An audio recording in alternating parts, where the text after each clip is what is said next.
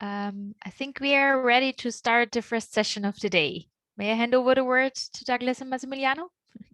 Okay, thank you. Massimiliano, you're going to share your screen, yes? Yes, I can share my screen.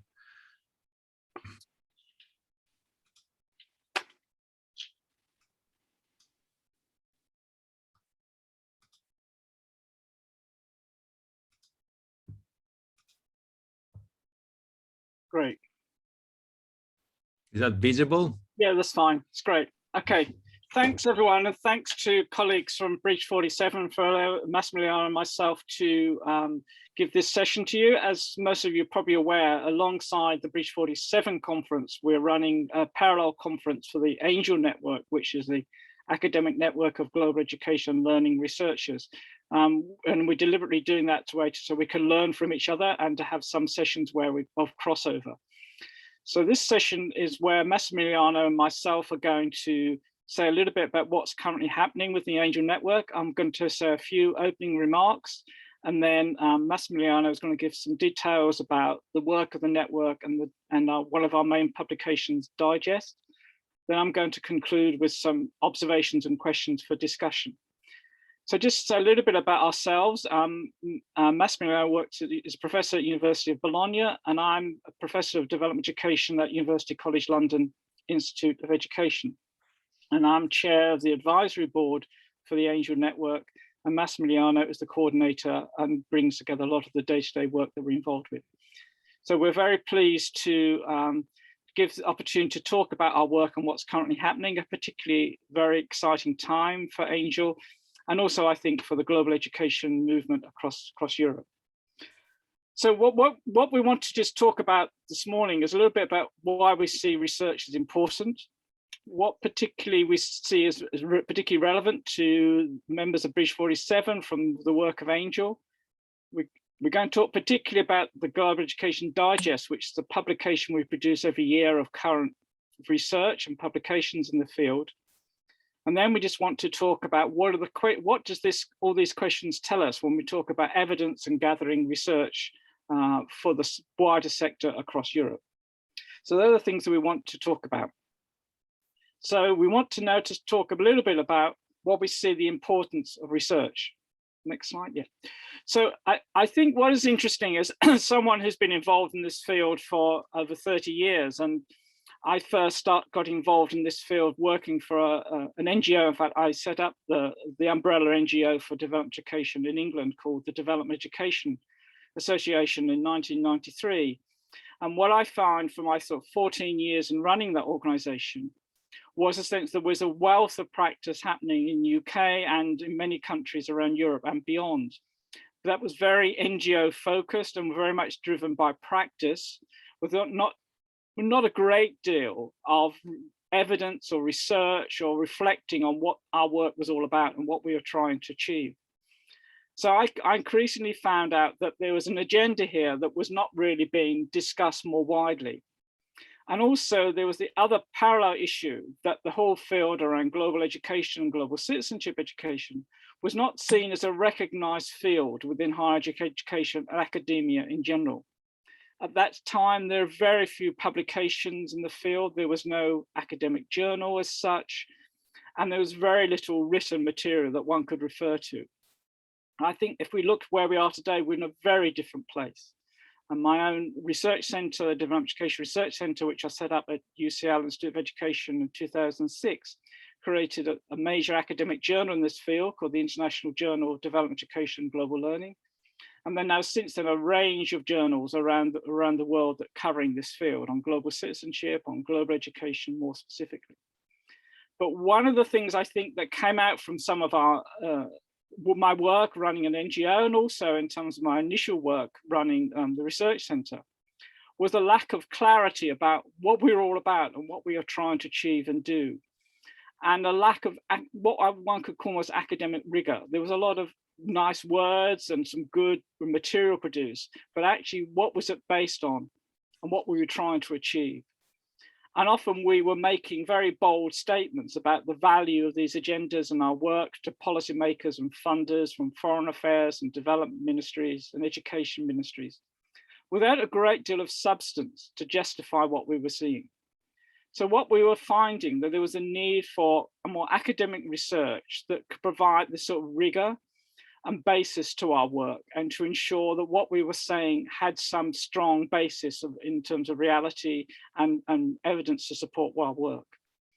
And I think all that has changed quite a lot over the past 2 decades, in the sense in which this field has now become more widely accepted and more well developed around the world. And Massimiliano in a few moments will say a little bit about some of the evidence on that. But where I think this area has become particularly relevant, and this is particularly important for your conference, is the whole area about how we measure progress on 4.7 of the Sustainable Development Goals. The extent, because in many countries around the world, people are wanting to ask these questions, and they're looking to organizations like ours to ask ourselves, well, what evidence have we got? What are we trying to achieve and do on this? And this is something I'm particularly involved in the moment in England, where I'm trying to gather evidence together on what is currently happening in England on 4.7 through an initiative of over 100 NGOs under the umbrella title of Our Shared World. Moving on, so and I think that's really all I've in terms of what I want to say in terms of the introduction to things. So I'd like to move on and now pass on to Massimiliano, who's going to talk about the work of the network. Massimiliano. Yes. Okay. Thanks, Doug.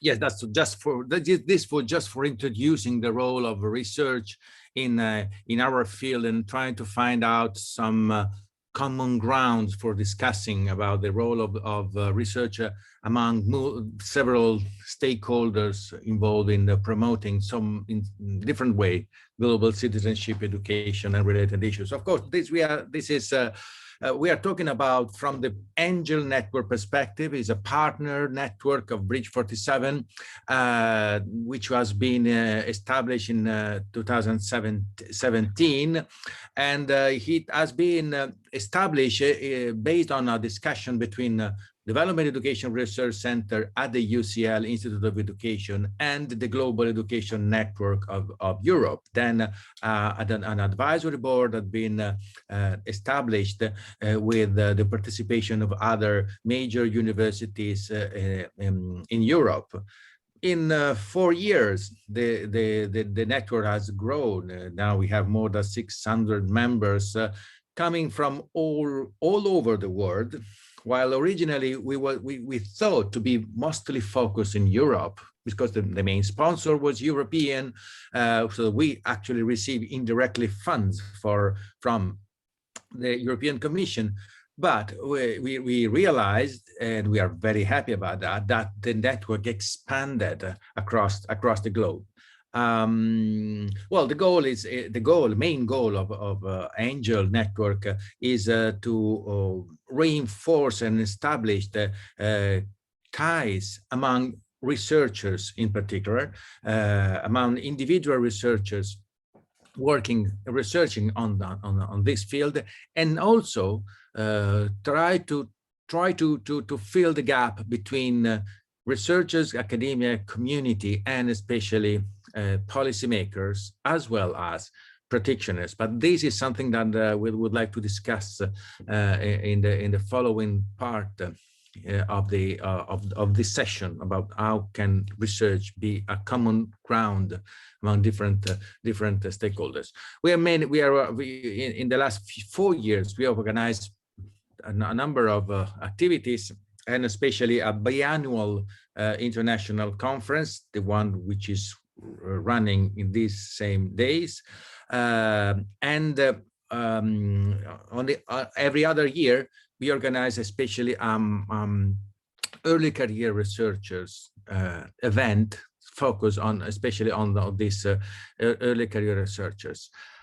More information on our website, just to introduce ourselves and what we are doing, but reflecting on the role of research in promoting global education and learning, all global citizenship education. We would like to raise two example related to the activities that Angel has carried out in the last few years. And we start with the Global Education Digest. This is the third edition of a reason bibliography the Angel is producing. 3 editions from 2015, but then 17, 19, and this there was the last year digest. Is a way for try to systematizing global citizenship education or global education and learning publication.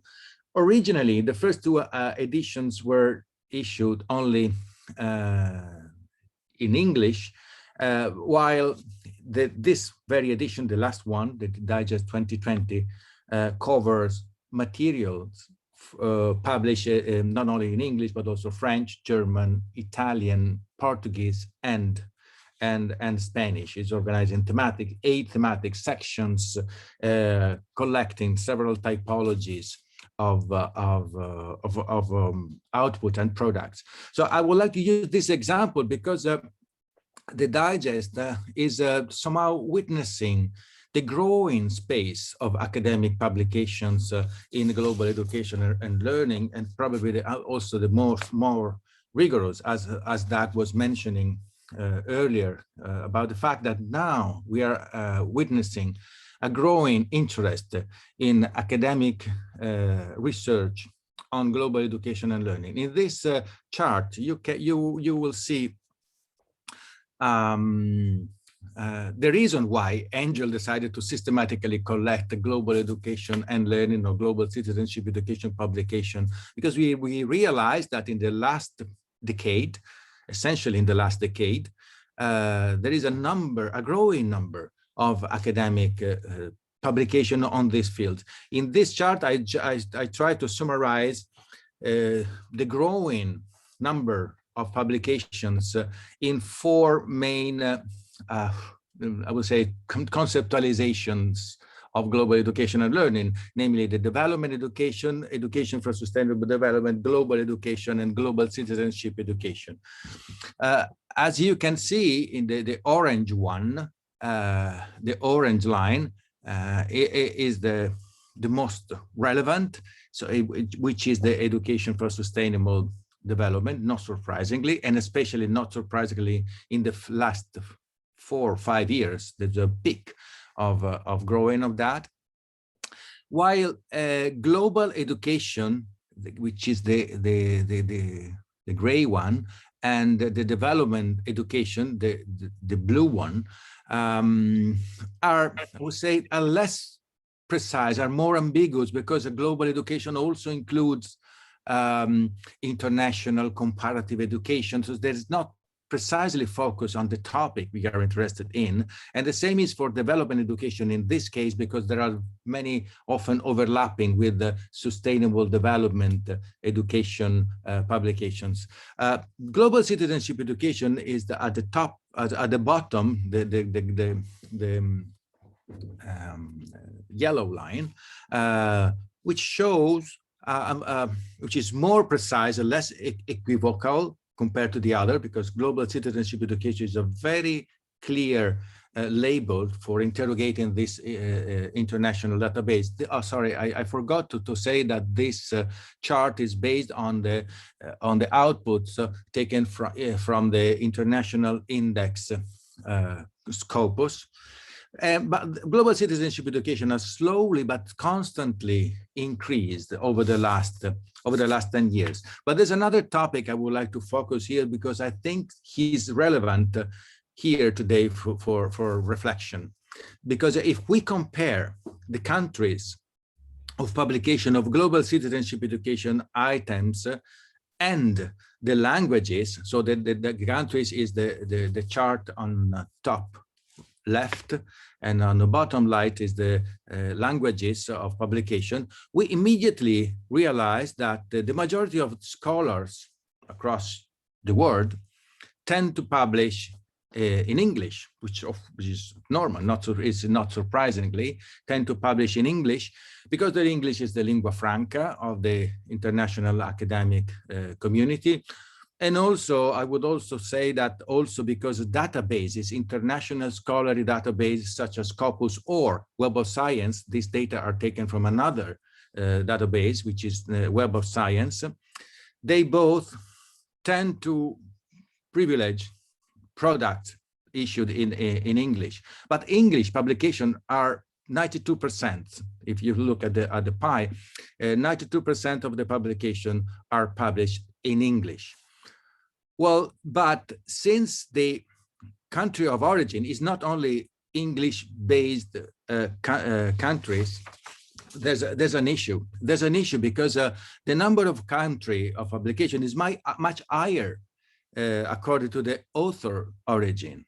So there is a linguistic, I would like to stress this, linguistic asymmetry and language barrier in academic publishing in global citizenship, education, and related issue. And this is particularly important for the very concept of global citizenship education. This asymmetry, I would say the linguistic hegemony of English and the dominant role played by English-speaking country in the global community research is something that is worth mentioning and reflecting on, because it's so closely related to the global citizenship education issues. This is one of the reasons why we decided to expand the number of languages included in the digest, not only in English, but including other languages. At the moment, only European languages, but there are not only European, because including Portuguese, Spanish, especially, this allowed us also to include the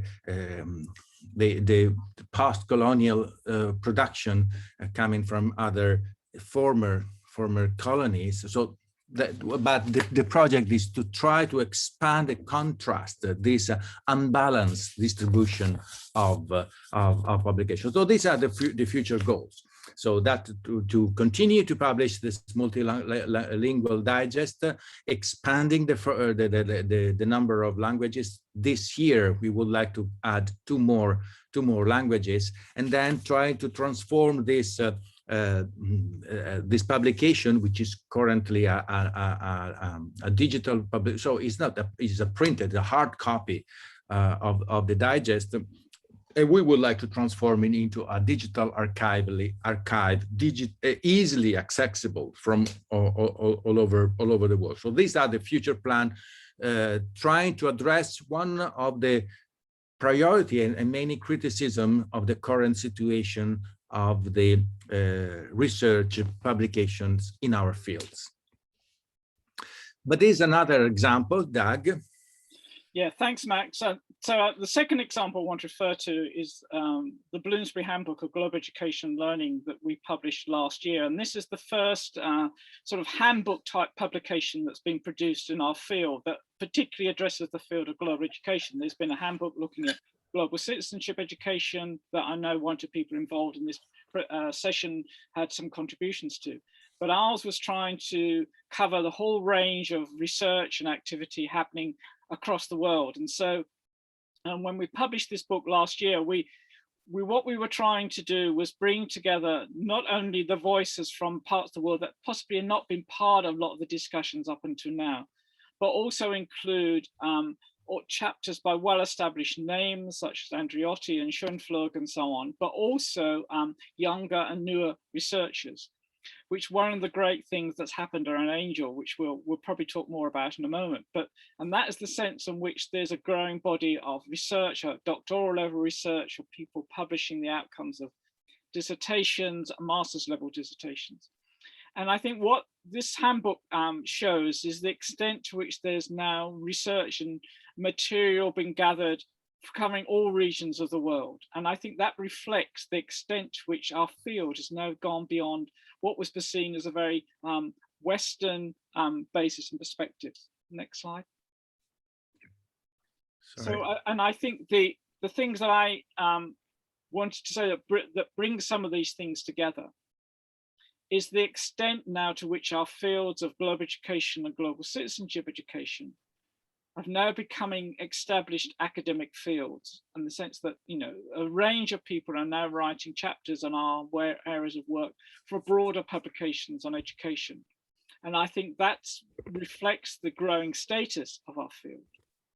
Secondly, as I said, that we're moving beyond a very sort of Western or European and North American perspective. One of the things I've found particularly interesting is the increasing body of research and publications covering from other regions of the world. One of my former doctoral students is bringing together a book at the moment looking at Southern perspectives on global citizenship education. And there's also been a book out recently on research on global citizenship education in East Asia. So there's a sense in which this evidence and research is now becoming much more of a worldwide focus.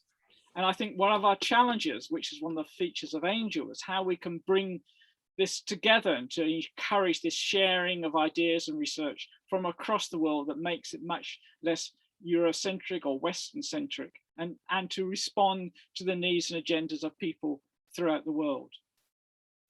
The other thing I think that's happened is that historically and traditionally, our field tends to focus a lot on formal education, particularly in many European contexts, with some activity on more public and awareness raising. What I think has been interesting from these publications that we've referred to in the digest and also chapters in the handbook is the growing evidence and material covering broader sections of education and learning, whether it's in formal areas of education with young people, whether it's in further or higher education, or making the connections between learning and campaigning. And I think the sense in which, the ways in which this growth reflects, I think, the growing maturity of the academic field in this area. And I think, having said all that, what's noticeable, if one looks at some of the main publications in the field, a lot of them have been around some of the more conceptual questions, because there's been a need for that, I think, in the light of some of the issues that we've just been talking about, the need for some conceptual clarity. One of the ways in which ourselves as academics look at these things, we look at, there are ways in which we can measure the number of citations we have of our publications. And there's some well-known academics in this field who have several hundred citations of things they've produced over the years, and that reflects the extent to which there's a growing interest in the field. And the other thing that's happened is, I think, that increasingly a number of the journals, including the one that I was involved in setting up in the UK, and now are what's called open access journals. So people can now read journals without actually having to buy subscriptions or to get some subscriptions through their institution. But fifthly, I think one of the challenges, I think, is actually, whilst there's been this growth in conceptual work, we also need to be careful about whether we need to gather evidence or so on, which can often be interpreted in a number of different ways. The evidence for whom, right? And I think one of the things that we have been quite keen to encourage is actually more academics and early career researchers to use their master's level dissertations or their doctoral research and publishing that material to make that more widely available. And I think one of the things we're interested in addressing is, how do we ensure that the agendas of the growing work of the network and of research in this field is determined by the agendas and needs of the researchers and society. It's not always, and so often has been the case, I think, historically, that any evidence base that's been directed has come from policymakers looking for evidence to support existing policies or programs. Next slide. So what we, in conclusion, what we are posing to everyone is, how can we collectively address some of these questions? So, for example, if civil society organizations have got issues and challenges about pressures from policymakers or funders to measure the effectiveness or the impact of their work, how can they bring in academics and researchers to turn their evidence they gather into a much more open-ended approach? This often comes up a lot for me in the sense where I'm often asked to say, would you like to evaluate this program? I say, well, what does evaluation mean? And whilst evaluation things are necessary, evaluations of projects and I would suggest should be part of an ongoing part of a program or a project. One interesting thing that's happened in the UK a few years ago, we had this program funded by UK government called the Global Learning Programme, and what we successfully secured from the funder was a strong research stream within that was much more open-ended. So rather than saying that we had this evaluation at midpoints in the program, what happened was we were constantly gathering evidence and materials that came out of the activities, and that was able to bring together what we were producing. So, and I think that's one of the challenges that we wanted to pose in the conversations with yourselves and also with policymakers, is how do we bring these things together? So I think that leads on to how do we see what can be the role of the Angel Network in encouraging this dialogue, both with civil society organizations, and how can we together work to influence the policymakers across Europe and internationally to pose some of these questions in a much more open-ended way. And I suppose the final two things that we'd like to pose is actually, what do you see as some of the main areas of debate and discussion you would like to see more development by academics and researchers? One of the things that we are wanting to do in taking forward the work of Angel is to encourage more dialogue and interaction between civil society organizations and academics and researchers at a national level, and actually how can we help and facilitate some of those conversations. And also we want to bring more of a sort of like a values-based approach to our research, to make sure that some of the underpinning values of global citizenship education are very much part of what we do. How do we do that? But do that in a way without losing our rigor and our agendas. You know, for example, one of the challenges I have in England at the moment is that in terms of gathering the evidence that we're working on how the themes of 4.7 are reflected within the English education system, how to present that to policymakers, right? And that's a particular challenge in England at the moment, when we have a government that possibly will not be very sympathetic to some of the themes that underpin global citizenship education. So how do we address that? To what extent do we compromise, or to what extent do we say, this is our agendas and this is what we're working on? And I think those are some of the questions I think we need to think about. And that does relate to points around how we present our research and our materials that we gather, and how can we do so in a way that can have as broad impact as possible. I think that's probably the main things that we wanted to cover. So thank you very much. And we'll take any questions or comments people want to raise in the chat.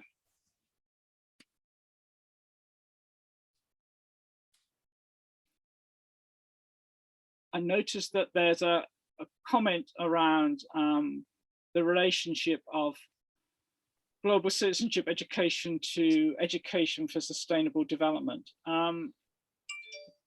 Max, you want to say anything about that? And I might come back on that. So let me say, I tried to find the question in the chat. Well, since we are not so many people, could you please open your microphone and say your question aloud on the relationship between education for sustainable development and global citizenship education? Is that possible? Yeah. I'm not sure who, I was one of the people who was raising the question, but exactly that sometimes the conceptualization of education for sustainable development might actually include global citizenship education and vice versa. So it's kind of who wants to own which term maybe, but we don't know if we just see the figures, the keywords, that of course, if you don't look at the content, then it's difficult to know how they have conceptualized ESD or GCE, for example. So yeah, there was a lot of discussion after that, and very good discussion on the chat. So I don't know if someone else wants to comment. Yes. Someone else want to, Suminku raised her hand. Hi, Yeah, can you hear me? Yes, yes. Hi, it's really nice to see you and Doug, and thanks for your presentation. It's really nice to get information and data about our field and have the opportunity to talk about how our field is, let's say, growing up. So I have 2 points. One is about how we measure the impact and frame the data. So I have put a load of stuff in the chat, but I really just want to say that we rely a lot in the Anglophone world on commercial databases, Scopus and Web of Science. These are privately owned commercial databases that actually enslave us as academics to work for them for free. And they tell the world that we are rubbish unless we give them free content. And then they charge us as much as they can to get that content out from behind their paywall. And have involved our governments and our universities in years of extraordinarily complicated wrangling over how much they can, basically what these impact factors are, these citation impact machines are they're a form of sophisticated ransomware.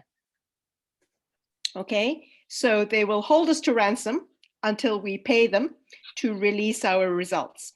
So there are other databases, and as Doug and you have already, Massimiliano, both of you have said that there are some other databases. And when you start thinking about publication in other languages, especially in Portuguese, in Spanish, especially in the Latin American world, you see that publications and research and scholarship are born open access. So we should really engage more with the open access databases.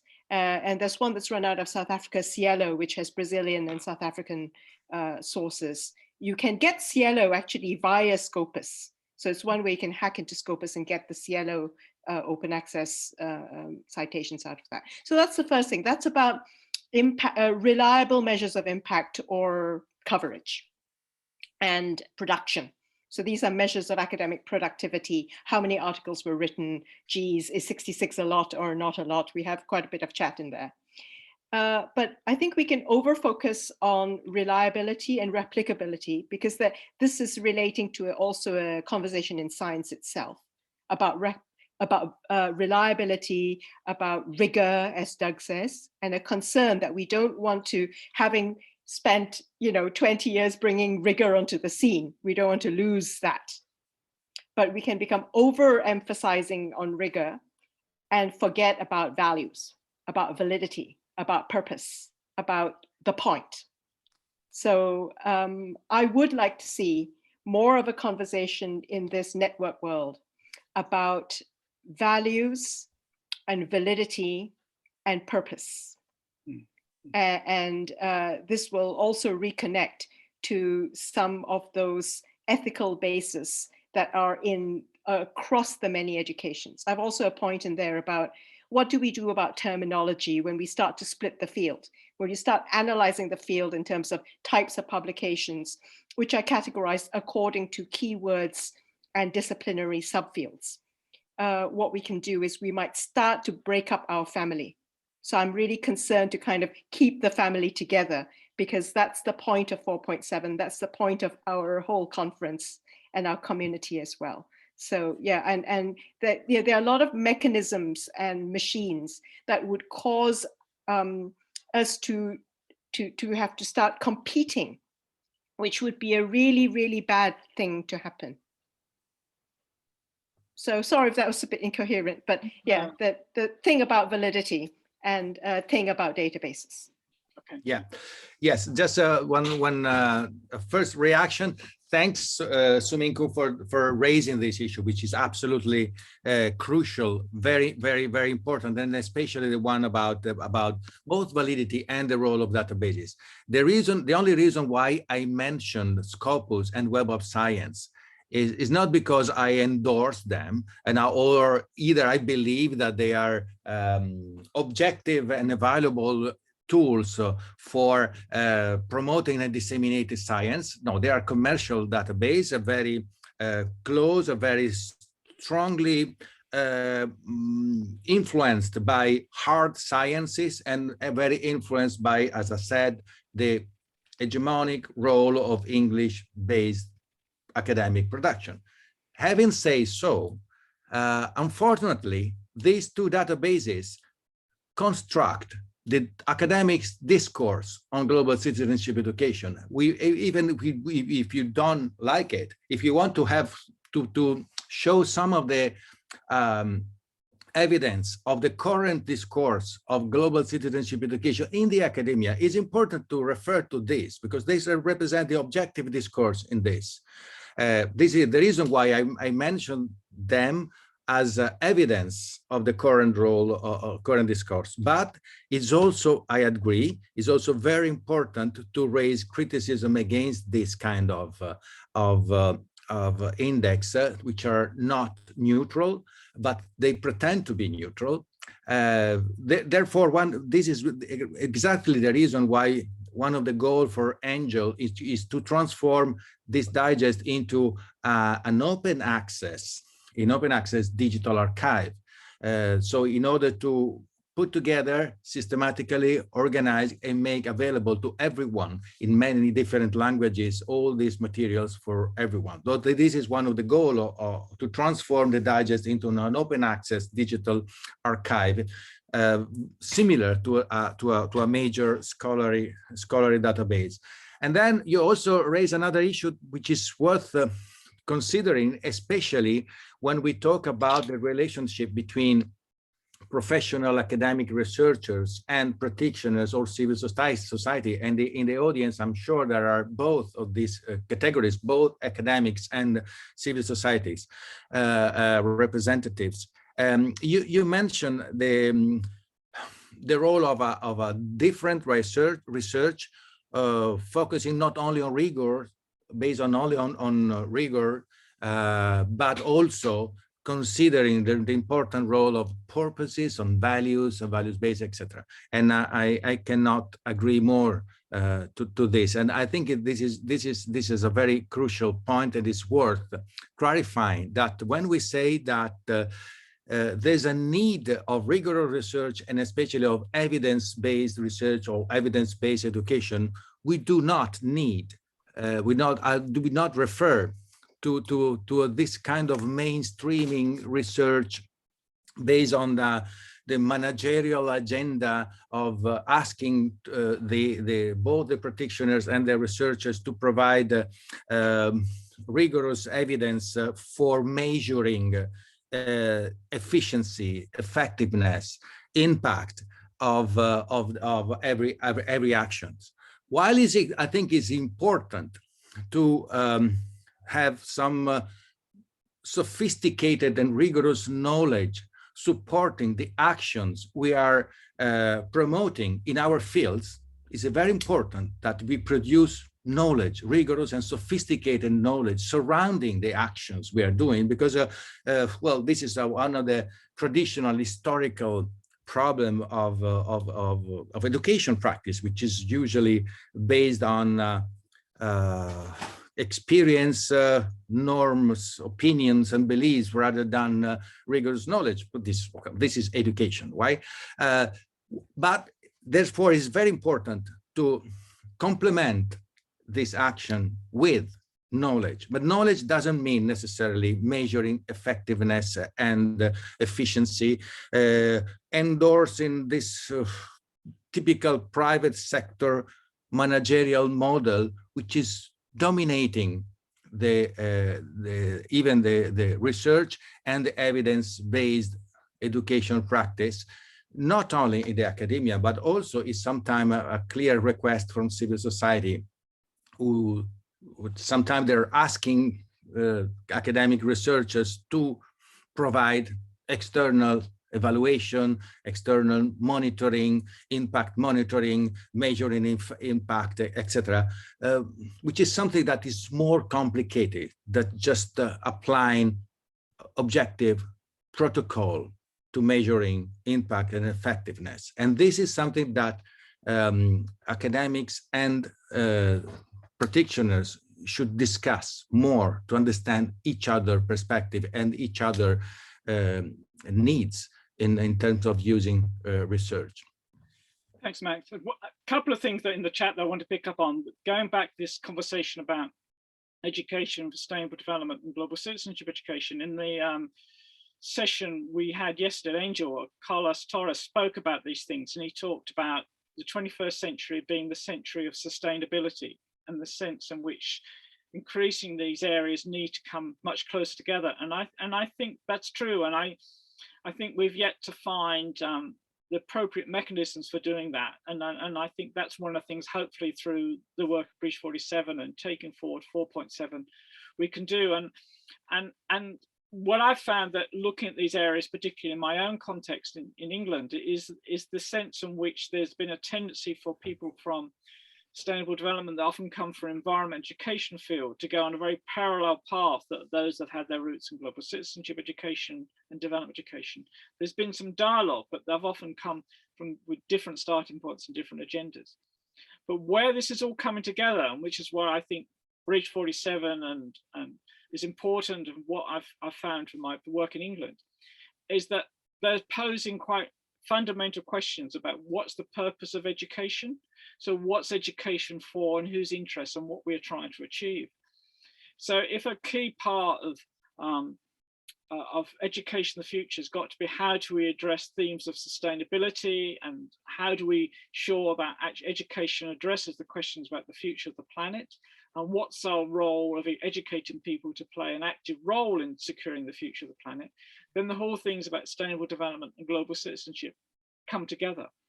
It's a question about how you perceive these things and where they all come together. There will always be different emphasis from different policymakers and different funders. That's fine. But to me, it's a question of looking for some form of commonality about where some of these areas come together. And I know that will be interpreted differently in different countries according to linguistic differences, about policy priorities and so on. But I think it's about recognizing some of those areas. The other thing I want to pick up on, and I think this was a comment in the chat from Hami Africa, where he's asking the question about how can we ensure some of these things come together, and in terms of policymakers, academics and researchers and so on. And I think that's an area Angel will be very keen to encourage. So how can we encourage some of the dialogue that started to build up across under the umbrella of the European Commission, but how can that be spread more widely internationally? As how do we bring together policymakers, people responsible for funding initiatives, and that could also include people from various foundations, with academics and researchers and practitioners and NGOs, to look at what are the common elements about what are we trying to achieve and do. And I know a lot of what Breach 47 has been about is trying to achieve that, but I think there's much more we could do to build on that in terms of taking that forward, but with some clear themes and agendas. Because if one thing has happened over the last 18 months is that the global pandemic has shown the need for us recognizing the globalized nature of the world we're living in, that we are interconnected, that we need to have that dialogue, and we need to have a sense of how we can work together. So I think those are the sort of things I think would be very important and interesting to cover. Okay, we've got quite a few other questions in the chat. I'm just looking to see if anyone particularly wants to speak about what their question might be.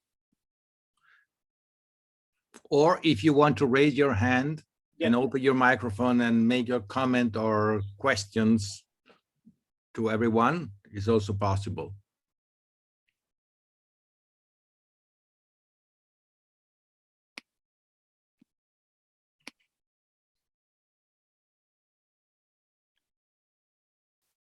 There are some suggestions for further readings from Karen Pashby and also Suminku.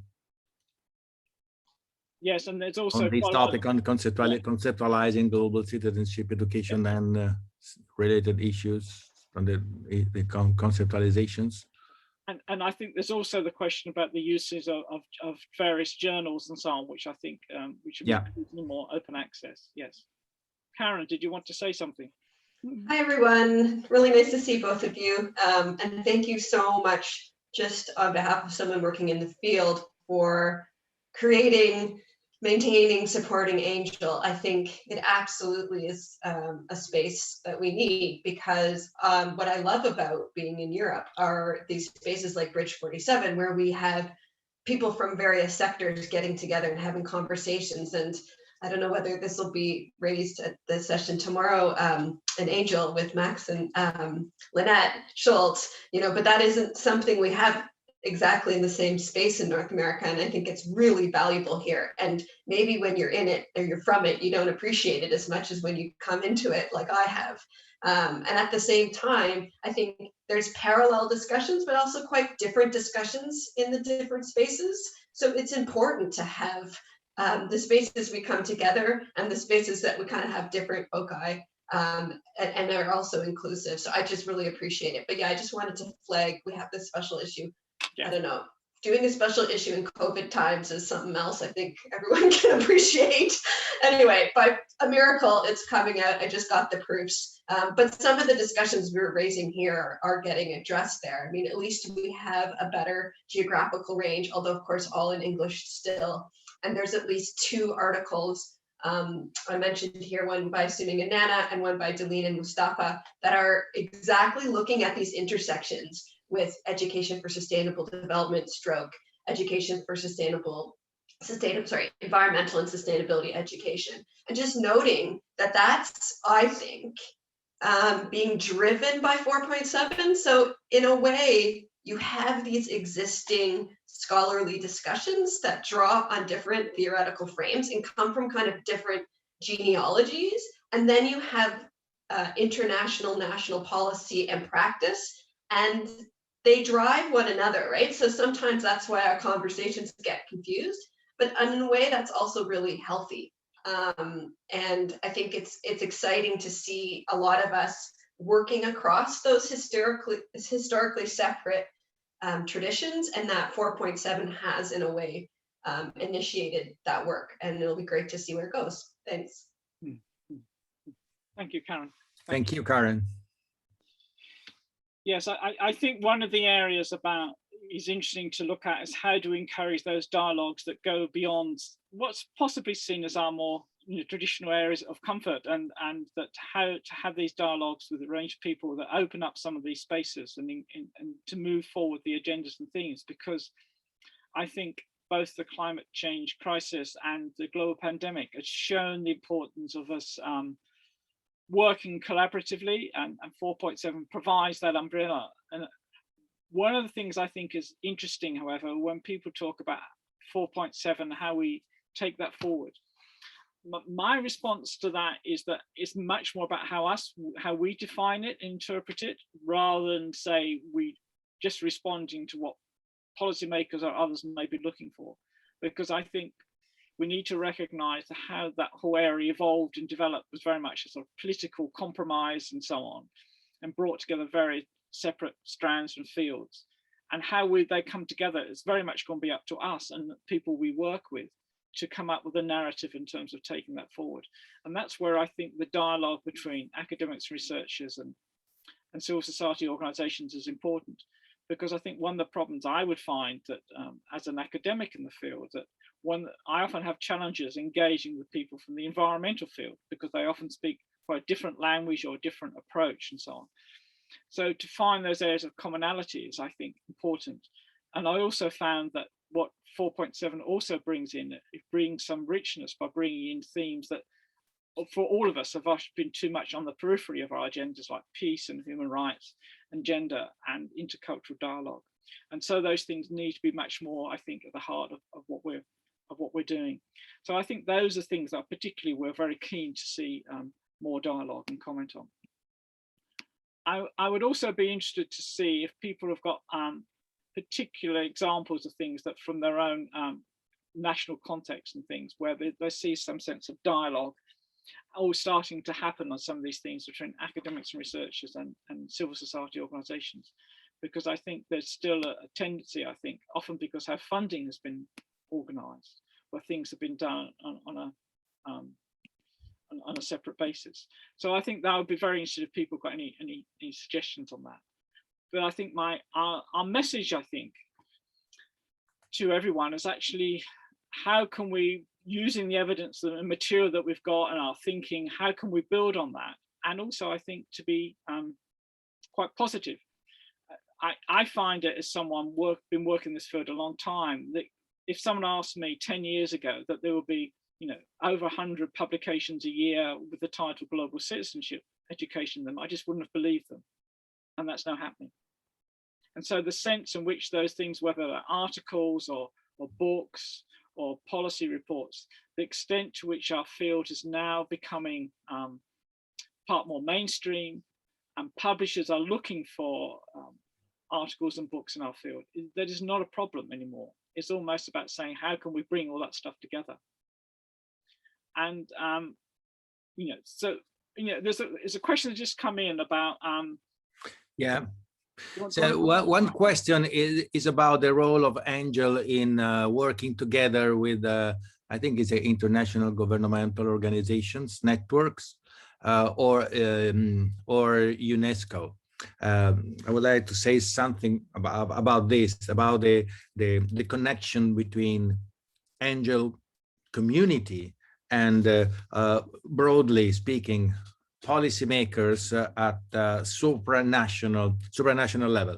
As I said at the beginning, Angel has been created in close cooperation between an academic department, an academic institution, and Global Education Network of Europe, GCE, which is a network of policymakers, essentially policymakers from several European countries in ministries for foreign affairs and Ministry of Education. So being this at the very beginning of the creation of Angel, the relationship between researchers in global education and learning and policymakers is quite a structural element of the network.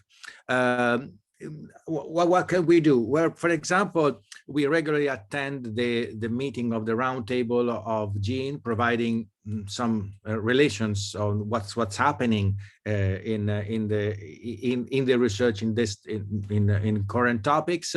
We provide on a regular basis some policy briefings on specific topics related to the interest on policymakers. And also this tool of I mentioned, the digest, is not only a tool for academics, but I would say it's more for non-academics. Is a tool created by professional researchers, but especially aimed at policymakers on the one hand and civil society organization / practitioners on the other end. Because I think what is important to mention in creating a community of researchers such as Angel is not because we would like to create an ivory tower of researchers, academics, a place where we can exchange our sophisticated research, but the idea is to create a network which is lacking, a network of people interested in research. And the interest in research is not only by researchers. The interest in research is for research makers and research users. So the use of research is important for policymakers. The research for user, the interest for research is also useful for civil society organizations and more broadly practitioners. And not surprisingly, in the recent 2 years, the number of Angel members coming from civil society organization is increasing because they realize that being part of this network is an opportunity for sharing research results, not only producing them. So that is something very important I'd like to stress, that is one of the key feature of this community of researchers, considering research a key part for the promotion of global citizenship education, and therefore is something that involves every stakeholders involved in that process. Thanks, Matt. There's one question that Rika would pick up on about. She says, imagine that quite many doing academic research have a background in praxis. We'd be interested to know more about this. And I think I've just been reflecting on this and that, thinking about some of my current doctoral students and who are doing research on global citizenship in education in countries as diverse as South Korea, United Arab Emirates, Ghana, a range of comparing countries across Europe and so on. As quite a few of those people are people who've come to research from praxis, either as teachers or working for NGOs. One of my recent doctoral students who's recently finished a PhD, Natalia Hanley, looked at global citizenship education in Kazakhstan. And that came from her work for an NGO working in that country, in which she was finding that global citizenship themes posed wider questions, but she wasn't sure about what they were and what that meant. And so, and I think that that's the thing that we're finding, is that people who've been working in the field for quite some time are asking themselves some questions about what's the intellectual basis of what I'm doing, what's the rigor to support what I'm doing, what's my what's the purpose of what I'm doing, and to give that space to do some reflection, whether at a master's level or at a doctoral level, is, I think, an important part of the growing nature of our field. And that's that people are coming together. What the next stage, I think, is actually how do we take that back? So how do we ensure that this practice, or this research, sorry, feeds back into praxis and also into policymakers? And that's where some of the conversations we've started to have this morning, need to be taken forward, because I think they are really quite key to the development of our work. And that's where I think Breach 47 and 4.7 are so important. So I think we've probably got about a couple of minutes left. So if there's any other sort of final questions people want to raise, just either put the hands up and we just finally answer them.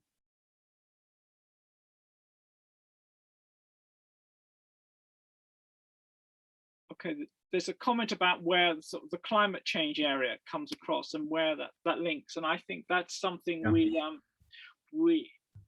we're quite keen to encourage. And in fact, one of the there's a particular session we've got in one of the papers, some of the paper presentations at our Angel conference, that's looking at some of the themes around climate change, where I think the climate change area is important, both in bridging the global citizenship themes, sustainability, but also because it poses the need to move beyond a very technicist and behavioralist type response to those agendas, which happens a lot in the scientific community or amongst policymakers.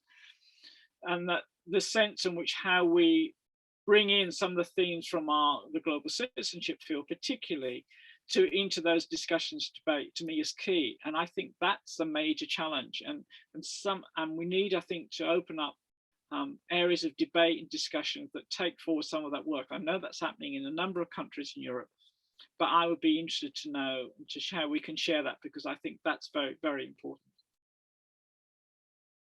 Yeah, I agree. And following this, I think that any kind of a reflection on a climate change education approaches to climate change as closely related to global citizenship education, and they are not only related to so-called sustainability or education for sustainable development. And following back what we mentioned at the beginning of this discussion about the relationship between education for sustainability and global citizenship education, my personal approach, following the UNESCO framework, I would say, is that we do need a holistic approach. And no matter what, we start from more anthropocentric humanistic approach to global citizenship, or a more biocentric approach on environmental education. In both cases, we should open to the nature, the biosphere, and the human sphere in both cases, because sustainability has to do with human rights, anti-racist, gender issues, and on the other hand, human rights has to do with world rights, with the nature rights, etc. So this is, I think, this holistic umbrella is the is the place in which we all can find our space in doing research and in doing practice. And therefore, this field is very overlapping. One final, thanks, Massimiliano. One final comment I want to pick up. That's the question about decolonizing areas and the sense to which we're working as researchers. This is quite interesting because it's come up at my own university, at University College London, where we've agreed to do a bit of work on what we're calling decolonizing research. And the extent to which there's been a lot of activity around the world around decolonizing curriculum in various areas, but actually decolonizing research is not being on the agenda that much. And what do we mean by that? And I think that's, again, where something that Angel, possibly in partnership with bodies like Breach 47 and other organizations and networks, can actually start to pose some of those questions. Because it's at the heart of some of the things we're talking about here today, which is about how people have access to literature, research materials, who owns it, where does the power lie? And I think those are the things we need to think much more about in terms of taking forward our work. And I think those are some of the big challenges. Yeah, when I mean decolonizing research, I mean more like breaking power scheme, not north-south. Yeah. Meaning like we are working on saying how important are transversal competencies, but when it comes to becoming a researcher in academia and playing in this sphere, what matters is the number of publication, and these makes things difficult for people with an atypical profile, which didn't choose to work in academia at 24, let's say, so just to stereotype a bit. And yeah, I think a pandemic shows these social injustices also on academia level, not just with secondary school students, right? And so it's an opportunity, the pandemic, I think, to think schemes that can make collaborations in between early career researchers and researchers different at another level. I don't know if it makes sense what I'm saying. Thank you. Thank you. There's a lot of resources, suggestions, not only questions and comments on the chat. So I invite all the participants to look at the chat because it's full of resources, suggestion, advice, tips. So it's full of resources. Before we close down the Zoom session, please take a note, take a picture of that, because otherwise the risk to disappear all this precious information.